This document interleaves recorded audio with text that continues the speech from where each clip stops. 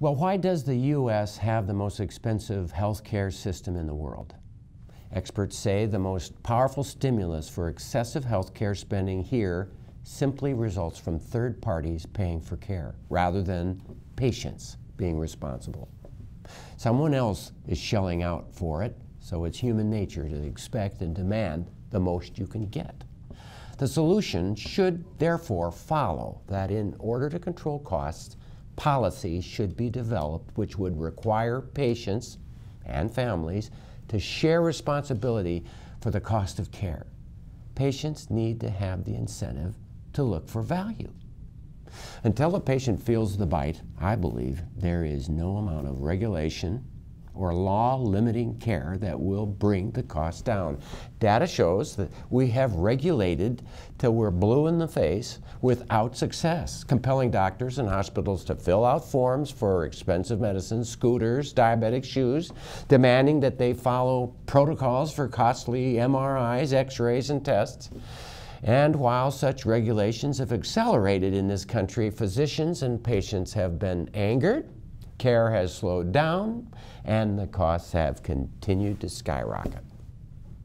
Someone has to make the tough choices, when appropriate, not to waste money on expensive, heavily marketed, but minimally helpful advancing technology, testing, and medicines.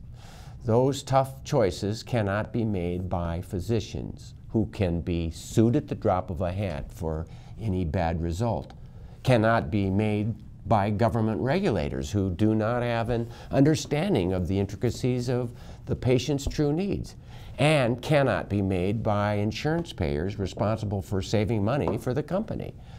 Those tough choices have to be shared and directed by patients with education and consultation and the direction of their personal physician.